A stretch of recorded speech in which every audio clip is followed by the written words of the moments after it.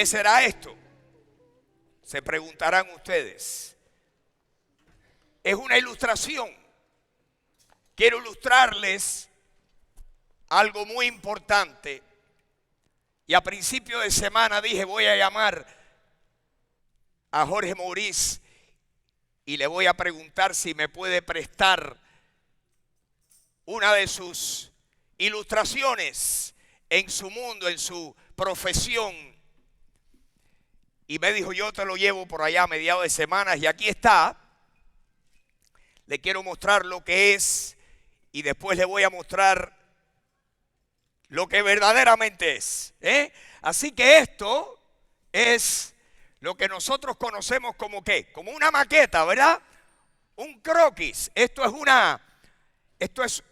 es un modelo hecho a escala de un proyecto que la compañía de Jorge hizo en South Beach. Se llama The Courts at South Beach, entre Washington Avenue y Alton Road, allá abajo, casi en la puntica de South Beach.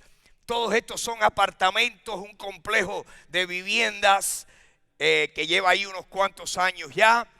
Y bueno, este es el que tenía a mano y me lo trajo y aquí está. Y bueno, lo interesante de esto es que esto está hecho. Ustedes saben que el arquitecto viene, la persona que es dueño de una propiedad y dice quiero construir, y viene al arquitecto para que el arquitecto haga un diseño arquitectónico. El arquitecto piensa, hace un dibujo y luego el dibujo pues lo llevan a este modelo. Este es un modelo hecho a escala, tiene todas las cosas que están hechas allí en el proyecto, en The Courts, la piscina, tiene hasta la gente aquí sentado tomando sol. Lo tienen todo. ¿Por qué? Porque se supone que sea para que la persona pueda concebir con esta ilustración lo más real que va a pasar en el futuro. Este no es el proyecto. Esto es una imagen, ¿verdad? Un diseño arquitectónico de cómo va a lucir el proyecto cuando se termine. Tremendo proyecto. Tremenda. Quiero darle unas palabritas aquí. ¿Qué cosa es? Un modelo a escala, un duplicado. Esto es lo que conocemos en la arquitectura como un prototipo. Lo hay en la ingeniería. Cada automóvil que nosotros manejamos primero, los fabricantes hacen un prototipo, crean un modelo, lo estudian, hacen una prueba. Y eso después que lo han probado, pues lo llevan a la realidad. Así que en el mundo siempre se hacen esos prototipos y luego viene lo importante, que es lo real. En inglés le llamarían the real thing. Esto es lo que está planeado, pero lo importante es ¿qué cosa? Lo que viene después. Esto tomó trabajo hacerlo. Pero lo importante es lo que viene después, el producto terminado. Esta es mi ilustración para ustedes en este día. Mi ilustración. La voy a tapar para que no nos distraiga a ninguno de los que estamos aquí en esta tela de Halloween, ¿verdad? Esto es.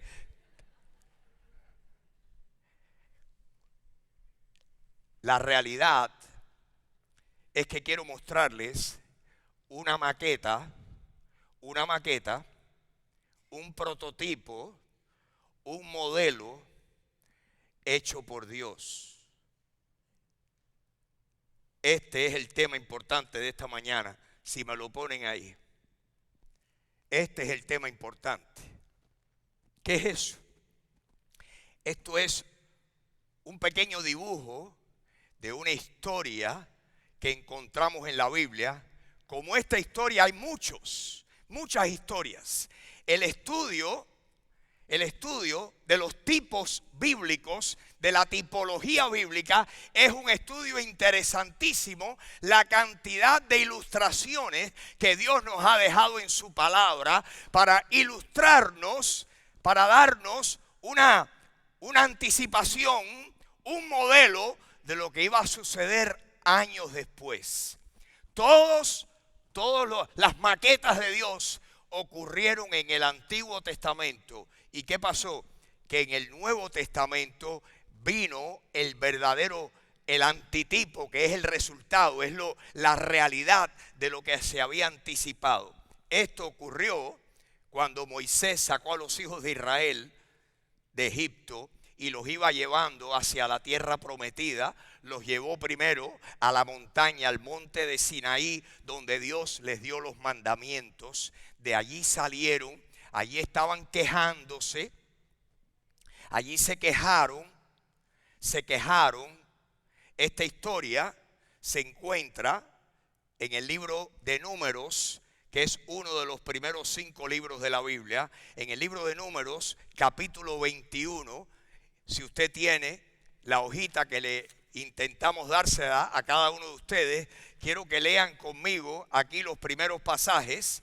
Números capítulo 21, esta es la historia que les acabo de poner esa imagen, que después partieron los hijos de Israel de Or, en el sitio se llamaba Or, camino del Mar Rojo, para rodear y darle la vuelta a la tierra de Edom, y se desanimó el pueblo por el camino, típico de los descendientes de Israel y típico de nosotros los que creemos en Dios, que con qué facilidad nos desanimamos por el andar de la vida. Nos desanimamos y nos olvidamos de Dios y empezamos a quejarnos y pensamos que Dios se ha olvidado de nosotros y pensamos que Dios no ha hecho suficientes milagros a favor nuestro.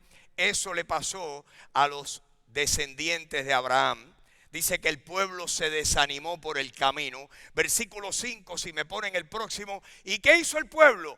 Empezó a maldecir y a murmurar y a hablar en contra de Dios. Dice que el pueblo habló contra Dios y contra Moisés. Y le dijeron a Moisés: ¿por qué tú nos sacaste de Egipto? Nosotros que estábamos tan bien allá y nos has sacado. Imagínense ustedes que el pueblo de Israel estaba en Egipto y eran esclavos de los egipcios.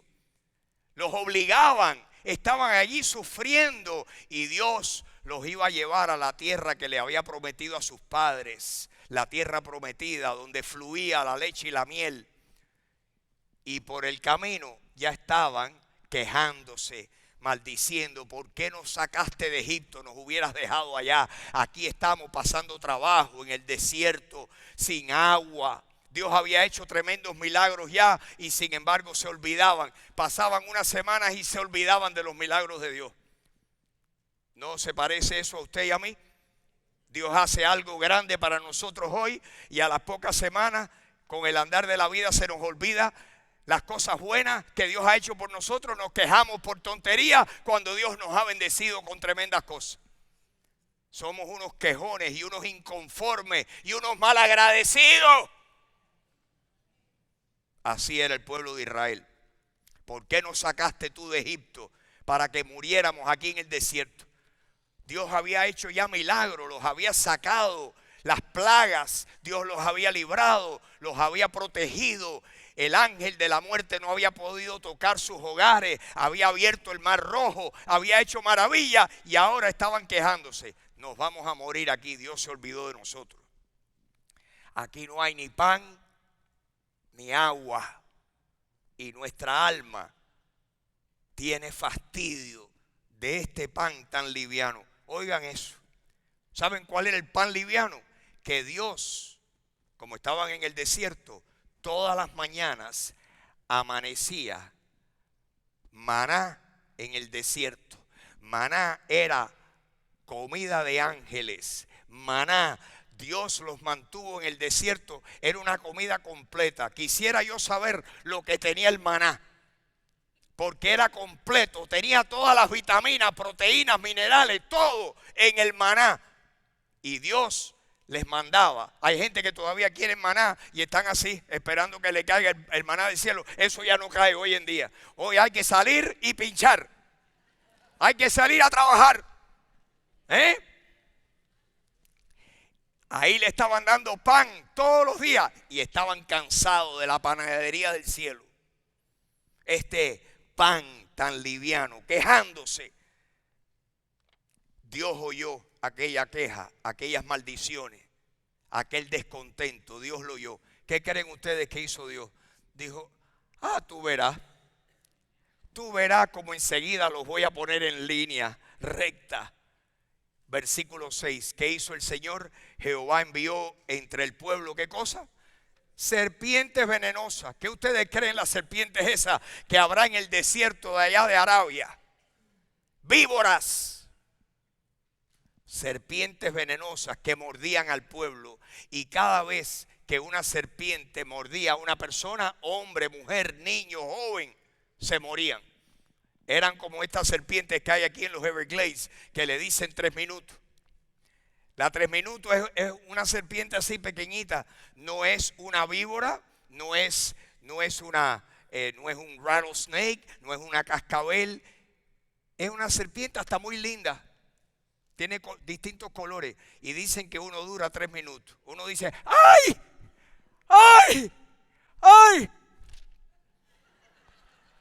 Adiós, Lola. Murió mucho pueblo. ¿Cuántas personas murieron? La Biblia no nos da el número, pero sabemos que allí en el pueblo aquel de Israel habían cientos de miles de personas que Dios sacó de Egipto rumbo a la tierra prometida y murieron, quién sabe si eran cientos o miles. Aquí nada más que dice, murió mucho pueblo de Israel. Cuando empezaron a morir, ¿qué creen ustedes que le pasó a los que estaban vivos, que todavía los mordían? Versículo 7. Miren lo que dice. Entonces, uno se acuerda de Dios cuando le aprietan la tuerca. Uno se acuerda de Dios cuando le aprietan la tuerca. Entonces el pueblo vino a Moisés. ¡Ay, Moisés!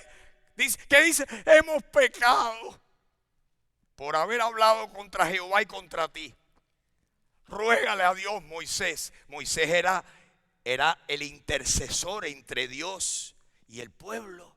Ruégale a Dios, ruégale a Jehová que quite de nosotros estas serpientes, que Dios se las lleve, porque aparecieron aquí. Hasta este momento estábamos protegidos y de repente empezamos a morirnos de mordidas de víboras. ¿Qué hizo Moisés? ¿Qué dice? Moisés, ¿qué hizo? Oró por el pueblo. Cuando Moisés le oró y le dijo, Dios, el pueblo está arrepentido.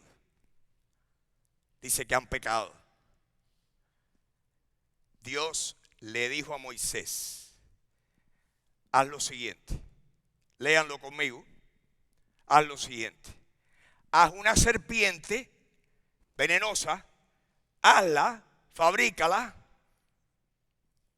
y ponla sobre un poste, sobre un asta, sobre un tronco. Ponla ahí en medio del campamento, ponla en alto. Y dile al pueblo que cuando alguno le muerda una serpiente, ¡ay!,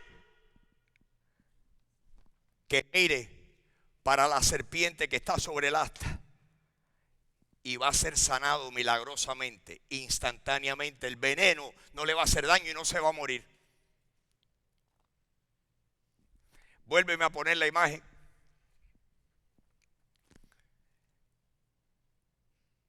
Pon el asta, haz una serpiente, ponla allá arriba. Cada vez que la serpiente venenosa muerda, dile que hagan una sola cosa. ¿Qué tenían que hacer? Mirar a la serpiente. ¡Ay! ¡Ay! No tenían que hacer más nada. No tenían que llorar, no tenían que patalear, nada. Mirar a la serpiente. Y vivirá. Vuelve atrás, por favor. El que mire, ¿cuál va a ser el resultado? Va a vivir. ¿Qué hizo Moisés? Versículo 9. Y Moisés hizo una serpiente de bronce. El bronce en la Biblia, ese material representa juicio. El oro representa pureza. Cada metal precioso que hay en la tierra tiene un significado bíblico, y el bronce significaba juicio. Y la serpiente siempre está asociada con pecado. Satanás es la serpiente antigua. La serpiente fue quien engañó a Adán y a Eva a desobedecer a Dios y a comer del árbol del conocimiento del bien y del mal. O sea que la serpiente siempre representa el pecado. La serpiente, Moisés hizo una serpiente de bronce, la puso sobre un asta, y cuando alguna serpiente mordía a alguno, el alguno ese que hacía, miraba a la serpiente de bronce y vivía. Eso es una maqueta, es un prototipo, es un tipo bíblico de una... Ocurrió y todo es real, pero estaba ilustrando, era una ilustración divina de algo superior que iba a ocurrir en el futuro. Les quiero leer dos pensamientos acerca de lo que son tipos bíblicos. Un tipo bíblico puede ser un objeto, una persona o un evento, el cual tenía un significado en su momento, pero tendría mayor significado en el futuro. La serpiente tenía su significado, fue un evento, fue un objeto, le pasó a personas, pero tendría un mayor significado en el futuro. Sabemos que un objeto, una persona, un evento es un verdadero tipo. ¿Cómo sabemos que es un tipo bíblico? Cuando es mencionado en el Nuevo Testamento o por Jesucristo o por alguno de los escritores de alguna de las cartas, de alguno de los libros del Nuevo Testamento. Cuando Jesucristo utiliza una historia y dice, y como aquello es esto, usted sabe que es un tipo bíblico, porque Jesucristo ha puesto su aprobación. Aquello fue una sombra, un modelo, fue un diseño, pero la realidad más importante es la que está ocurriendo ahora. Cuando Jesucristo utilizaba una historia y la ponía en el contexto de su vida y del Nuevo Testamento, era un tipo bíblico. Cuando los escritores de algún libro de la Biblia utilizaban una historia, algo, un evento, una persona del Antiguo Testamento y lo utilizaban, es un tipo bíblico. El estudio de la tipología bíblica es interesantísimo porque hay muchos tipos. Pero yo esta mañana les quiero hablar de mi favorito, de mi tipo favorito. ¿Cuál es el diseño espiritual? ¿Cuál es el diseño de Dios favorito mío? El mío, el que ilustra la verdad más clara acerca del perdón de mis pecados. Es el que Jesucristo le dijo a una persona con quien él habló en el Nuevo Testamento. ¿Dónde se encuentra? En el Evangelio según San Juan. ¿En qué capítulo? En el capítulo más importante del Evangelio según San Juan, que es el capítulo 3. Es el capítulo 3 de Juan, es el pasaje que conocemos en el mundo entero como la Biblia en miniatura. Se encuentra en Juan capítulo 3. Y es alrededor de la historia de Moisés. Quiero leerlo con ustedes. Si tienen su hojita impresa, ahí vamos a comenzar. Ahora vamos a leer aquí, comenzando en Juan capítulo 3. Vamos a leer. Dice que había un hombre de los fariseos que se llamaba Nicodemo. Era un fariseo, pero era un fariseo que estaba buscando al Señor. Era un fariseo que no estaba cerrado, no era un fariseo arrogante. Sabía que Jesucristo era extraordinario. No pensaba como pensaban los fariseos que odiaban, que detestaban, que celaban a Jesús. No, este era principal de los fariseos, se llamaba Nicodemo, era principal entre los judíos. Versículo 2, este vino a Jesús de noche. ¿Por qué vino de noche? Lo más probable que vino de noche porque vino escondido de sus compañeros para que no lo vieran. Vino a Jesús de noche, lo encontró y le dijo: Rabí, que significa maestro, sabemos que tú has venido de Dios. Tú tienes que haber venido de Dios, porque nadie puede hacer las cosas que tú haces si no está Dios con él. Tú tienes que haber venido de parte de Dios. Y yo estoy aquí para hablar contigo de eso. ¿Qué le contestó Jesús? Versículo 3. Jesús le respondió y le dijo: Nicodemo, de cierto te digo, o sea, de verdad, óyeme bien, te lo voy a repetir 2 veces. De verdad te digo, Nicodemo, que el que no nazca de nuevo no puede entrar al reino de Dios. ¿Cómo? El que no nazca de nuevo no puede entrar al reino de Dios. Para eso para Nicodemo era como hablarle en chino. No entendía. El que no nazca de nuevo, Nicodemo, quién sabe si tenía 30, 35, 40 años, no sabemos qué edad tenía. Y Nicodemo, nacer de nuevo. El que no nazca de nuevo no puede entrar al reino de Dios. Y entonces le pregunta, cuestiona a Jesús. Versículo 4. Nicodemo le dijo: ¿y eso que tú me acabas de decir, cómo se hace eso? ¿Cómo puede un hombre nacer de nuevo siendo viejo ya? ¿Acaso puede entrar por segunda vez en el vientre de su madre? Nicodemo estaba pensando en qué, en lo físico, en lo humano. Jesús estaba pensando en qué, en lo espiritual, en lo eterno. Acuérdense que las cosas que se ven son temporales, las que no se ven son eternas. Jesús le estaba hablando de cosas mayores. Les dice: ¿cómo es posible eso? Jesús le contesta, miren lo que dice, versículo 5. Respondió Jesús y le dijo: Nicodemo, te lo voy a repetir otra vez. De cierto te digo. Tú estás pensando en el nacimiento físico.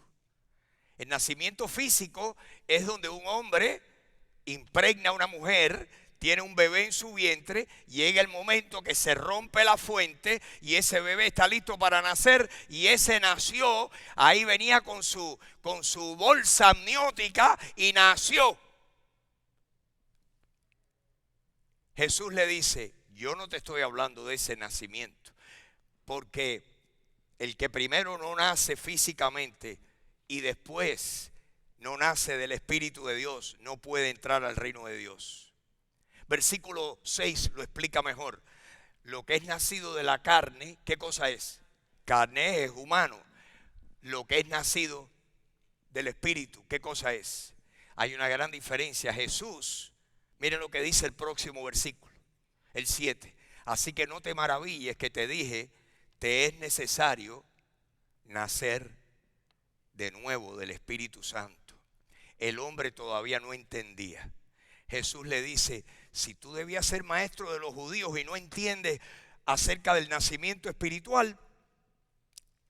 Y voy a saltar unos versículos allá atrás. Vamos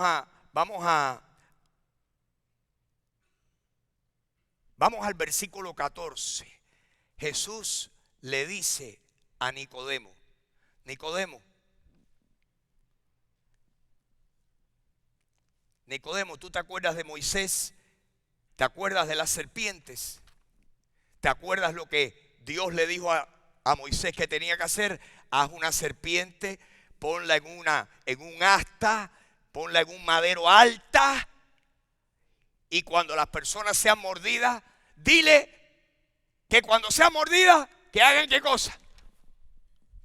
Que miren y van a vivir. El veneno no los va a matar.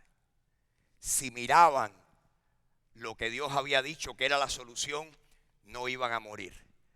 Le dice Jesús, ¿tú quieres saber cómo nacer de nuevo? Nicodemo, ¿tú quieres saber qué significa nacer de nuevo? ¿Tú quieres nacer del Espíritu, Nicodemo?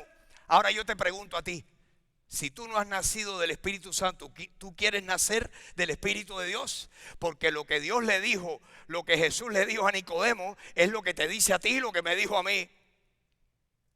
La solución está en las palabras de Jesús. Miren lo que Jesús le dice a Nicodemo. Y como Moisés, no, el versículo anterior todavía, déjame el 14. Como Moisés, así como Moisés.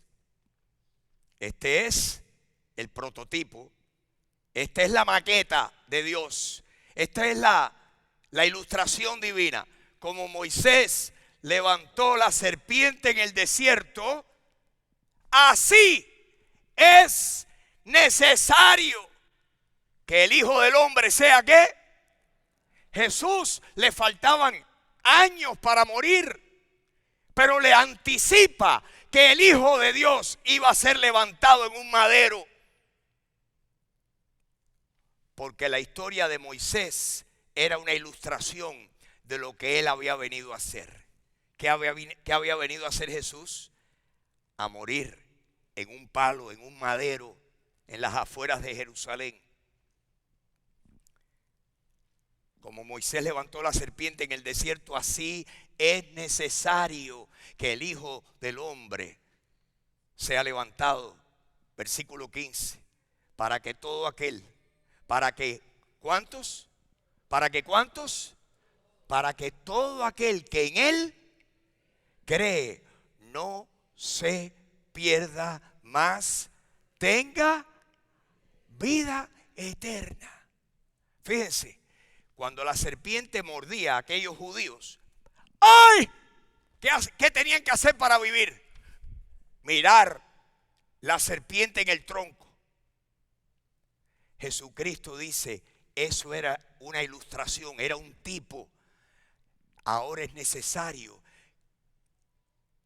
que el Hijo del Hombre sea levantado en un madero para que todo aquel que en él cree no se pierda, mas tenga vida eterna. Por si acaso, y Nicodemo no lo había entendido, y tal vez para aclarártelo a ti más, miren lo que dice el próximo versículo. Porque Jesús, estas son las palabras de Jesús. Jesús hablando con Nicodemo. Yo les estoy dando el texto completo. Ustedes saben que dicen los teólogos que el texto, un texto bíblico, si no está en su contexto, no es más que un pretexto. El texto tiene que estar dentro de su contexto. Este es el contexto entero. Jesús le dice a Nicodemo, Nicodemo, ¿tú quieres saber cómo nacer de nuevo? Eso es lo que no acabas de entender. Como Moisés, ¿te acuerdas de eso? Tú eres fariseo, tú conoces la historia de Moisés en Números 21, como Moisés levantó la serpiente en el desierto y todo aquel que era mordido miraba y vivía. Ahora, todo aquel que mire al que va a ser levantado en un madero y crea, va a vivir también. ¿Por qué? ¿Cómo sabemos eso? Porque de tal manera amó Dios a quién. Dime, Dios te ama a ti, tú eres parte del mundo. La palabra mundo ahí es humanidad, cosmos. De tal manera amó Dios al cosmos, a la humanidad, a la raza humana. Jesucristo no es de los blancos, ni de los americanos, ni de los judíos. Jesucristo es para todo el mundo. ¿Qué le parece? Africano, asiático, del Medio Oriente. Jesucristo es para toda la humanidad. De tal manera amó Dios al mundo que ha dado ¿a quién? A su Hijo unigénito, para que todo aquel que cuando Él sea levantado y muera por sus pecados, crea en Él, no se pierda, mas tenga ¿qué? Vida eterna. ¿Tú quieres no perderte? Tienes que mirar a Jesús y creer en Él. Pero ahí no termina. Jesús le sigue hablando a Nicodemo y miren lo que le dice en el versículo 17. Dios, Nicodemo, óyeme bien, y hoy le hablo no solamente a Nicodemo, sino a Tomás y a Juan y a María y a Esperanza. Dios no envió a su Hijo al mundo para condenar al mundo. El mensaje de los cristianos no es de condenación, es de salvación. Si tú estás aquí esta mañana, el mensaje para ti es de que hay esperanza, de que tu herida mortal no te tiene que matar. Si tu herida mortal te mata, vas a quedarte muerto por toda la eternidad, sufriendo la separación eterna de Dios. Jesucristo quiere sanar ese veneno espiritual que hay dentro de ti y dentro de mí. ¿Y cómo lo sana? El Hijo de Dios clavado en una cruz, muriendo por ti, pagando tus pecados. Esa era la imagen, esa era la realidad. Esa es la verdad. Esta maqueta es un tipo, pero la construcción allá en South Beach es el antitipo, es la realidad, ya hecho, literalmente. La serpiente de Moisés en el desierto era la maqueta, pero la realidad es Jesús muriendo en una cruz por ti y por mí. Esa es la realidad. Eso es lo que nos salva a ti y a mí. Miren lo que dice Juan capítulo 3 versículo 17, si me lo ponen de nuevo. No envió Dios a su Hijo al mundo para condenar al mundo, sino al contrario, para que el mundo ¿qué? La gente piensa que Dios vino para querer a la gente buena. No, Dios ama a todos porque todos somos malos. Unos peores que otros, pero no hay bueno aquí nada más que Dios. El único que puede tirar la primera piedra sería Jesús y no la tiró. Le dijo a la mujer aquella, ¿dónde están los que te estaban condenando? Se fueron, Señor, yo tampoco te condeno. Primero la perdonó, yo tampoco te condeno. Vete y no peques más. Primero vino la salvación, la gracia, y después vino el cambio de vida. No envió Dios a su Hijo al mundo para condenar al mundo, sino para que el mundo sea salvo por Él. Y el último versículo que les quiero mostrar es el próximo, el 18. Jesús le dice a Nicodemo, el que cree en Él, en el que va a ser levantado en un madero, el que cree en Él, ¿qué dice? No es condenado. Pero el que no cree, ya ha sido condenado. En otras palabras, si tú estás mordido por la serpiente con veneno adentro y es cuestión de tiempo para que te mueras, y tú no miras al que te puede salvar, te mueres y te quedaste muerto. Pero para salvarse, ¿qué había que hacer? ¿Qué tenían que hacer aquellos hebreos, aquellos israelitas para salvarse, para librarse del veneno mortífero? ¿Qué tenían que hacer? Mirar, dice la canción cristiana. Una mirada de fe. Una mirada de fe es la que puede salvar al pecador. Porque si tú vienes a Cristo Jesús y lo miras a Él, y crees que Él murió y pagó tus pecados, tomó tu lugar, el que no conoció pecado por nosotros, Dios lo hizo pecado, porque era una serpiente de bronce, porque Jesucristo nunca fue pecador, pero tomó nuestros pecados y se los echó encima. Dios el Padre cargó sobre Él el pecado de todos nosotros, dice la Biblia. Quien llevó, dice Primera de Pedro 2:24, quien llevó Él mismo nuestros pecados en su cuerpo sobre el madero, para que nosotros que estábamos muertos a los pecados, vivamos gracias a su justicia, y por cuya herida fuimos nosotros sanados. ¿Qué le parece? Sí, señores. Ese aplauso es para Dios.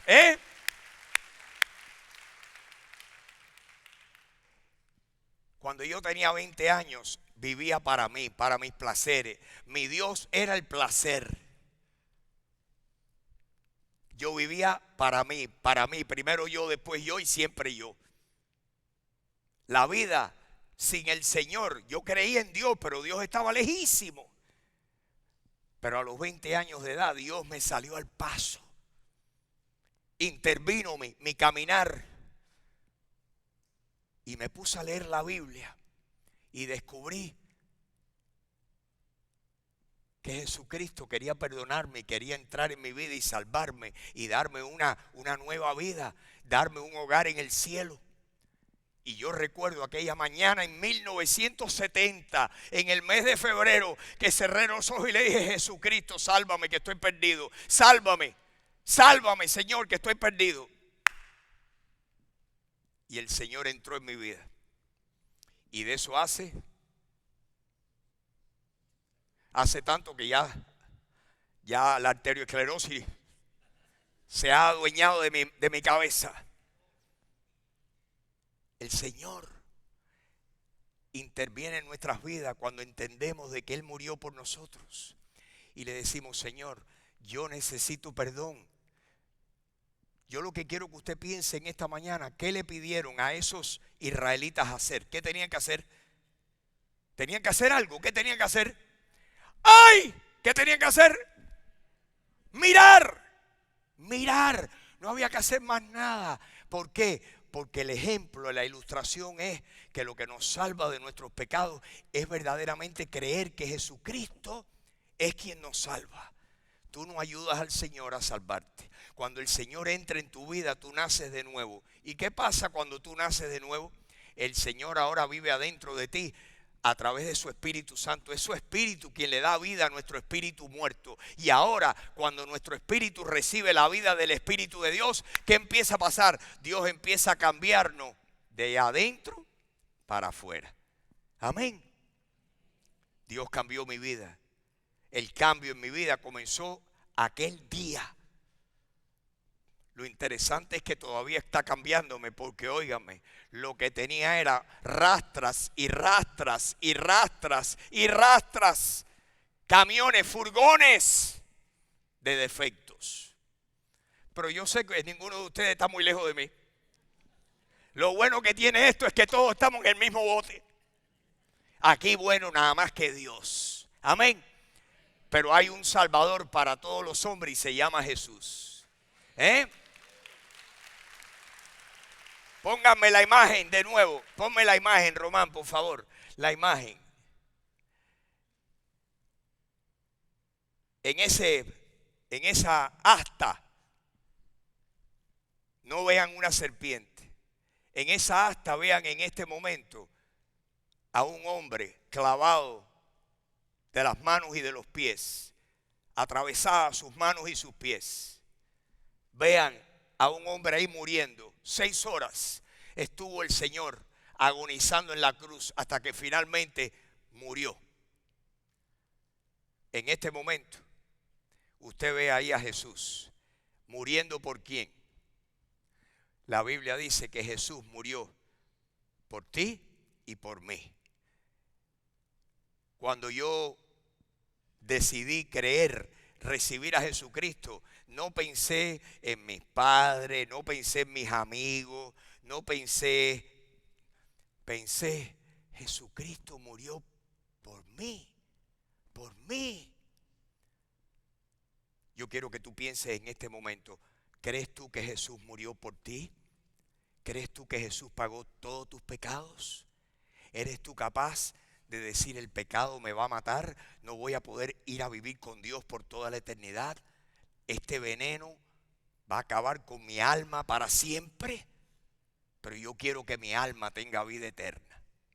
Jesús, yo creo en ti, sálvame, límpiame. Yo pongo mi fe en ti.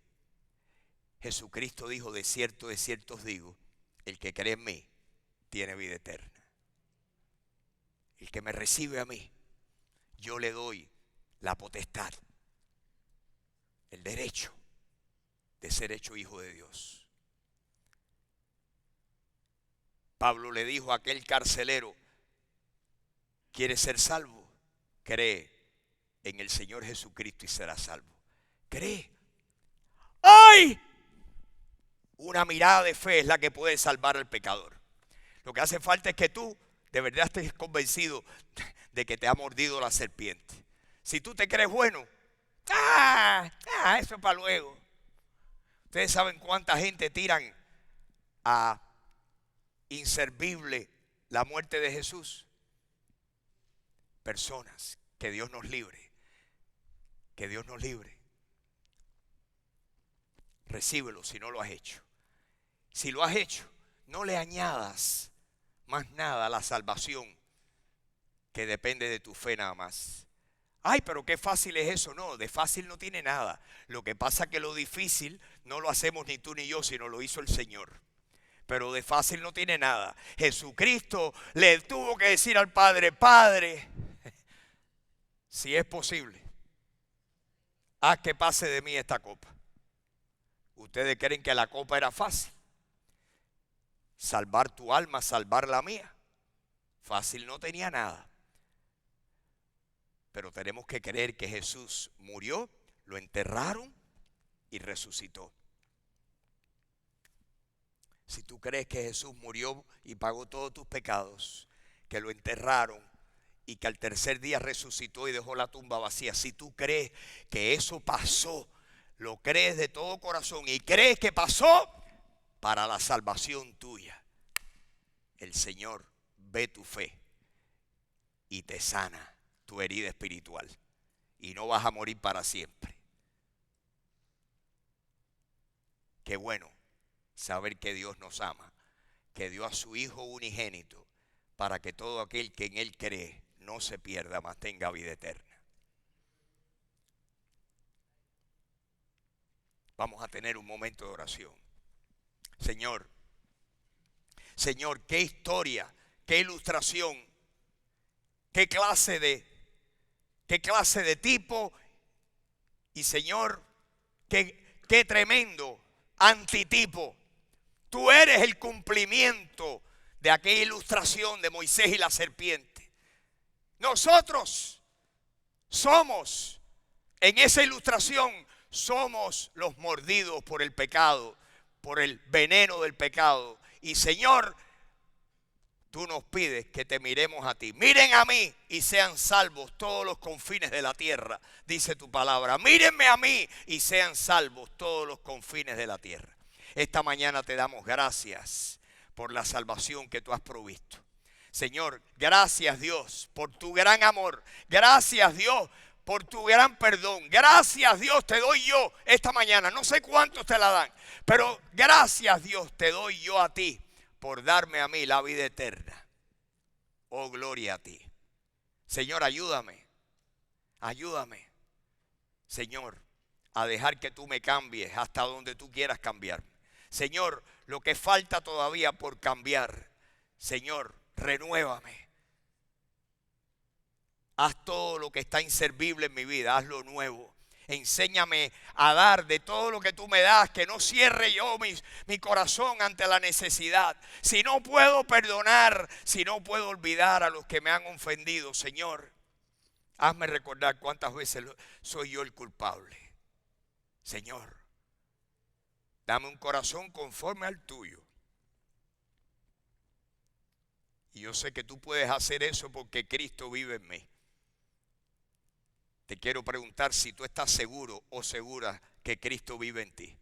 Si tú estás seguro de que tú has nacido de nuevo, tú puedes decir conmigo: Él vive en mí, no temo del mañana, Él vive en mí. El futuro mío, en resumidas cuentas, está en las manos de Dios. Yo resolví mi destino eterno el día que creí y recibí a Jesucristo como mi Salvador personal. Señor, te damos gloria esta mañana. Gracias.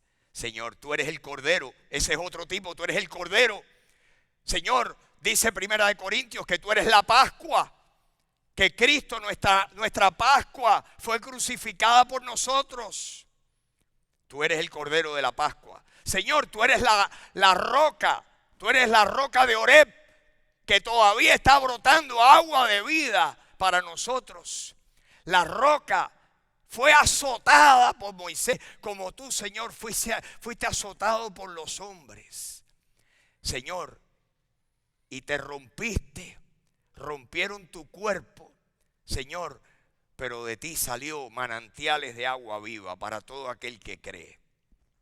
Hoy te damos gracias que tú eres el agua que sacia la sed de nuestras almas. ¿Cuántos saben eso esta mañana?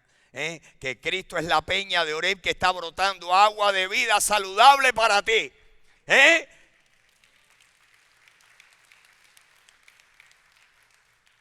Dice esa canción, ese himno, ven a tomarla, que es más dulce que la miel. Refresca el alma, refresca todo tu ser. Cristo es la peña de Oreb que está brotando agua de vida saludable para ti. Gracias, Señor. Señor, el Evangelio jamás nos cansa. Jamás nos cansa pensar y hablar de tu amor. Nos vamos a pasar la eternidad dándote gracias por las maravillas de tu gracia.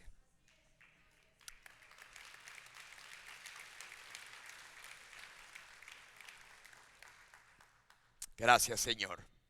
Sublime gracia del Señor que a un infeliz salvó. Fui ciego, mas hoy miro yo. Estuve perdido, pero Él me halló. Espero que tú halles al Señor si no lo has hecho ya. En este momento háblale y dile, Señor, sálvame a mí. No tienes que hacerlo en voz alta, lo puedes hacer en voz alta. Puedes decirle, Señor, yo creo en ti, en tu corazón. Yo lo hice solo, en un sitio sentado, leyendo la Biblia. Y dije, Jesucristo, sálvame que estoy perdido. Y el Señor me oyó en aquel lugar, en aquel salón. Me oyó y me salvó y me dio vida eterna. Lo mismo haría contigo si tú le clamas de todo tu corazón. Porque todo aquel que invoque el nombre del Señor será salvo. No es que lo hace con algunos. Dios no tiene preferencia. Dios quiere salvación para ti como la quiere para mí. Díselo. Dile, Señor, sálvame. Te recibo. Hoy creo que moriste y pagaste todos mis pecados. Tú eres el pago por mis pecados y te recibo hoy como mi Salvador. Señor, tú convence a alguien aquí, yo no sé a quién, pero Señor, tú sí sabes.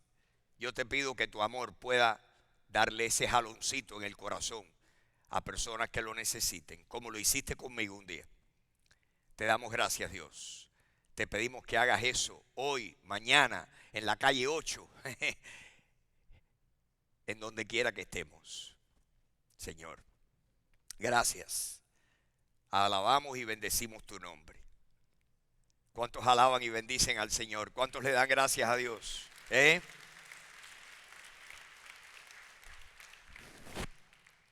Y Padre, te pedimos que nos bendigas nos despidas con tus bendiciones. Que donde quiera que vayamos, nos pase como a Pablo y a aquellos primeros hermanos del primer siglo. Que donde quiera que iban con las bendiciones del Evangelio de Jesucristo. Que así sea con nosotros, Señor. Gracias por este día. Gracias por mis hermanos, su gentileza, su deseo de estar aquí cuando podrían haber estado durmiendo en otro lugar. Señor, gracias. Bendícele por haber estado aquí, Señor. Y te damos gracias y te lo pedimos todo en el dulce nombre de Jesús. Amén, amén y amén. ¿Cuántos le dan gracias a Dios? Amén. Gracias, mis hermanos. Que tengan tremendo día. No se olviden los que van a ir. Que Dios les bendiga.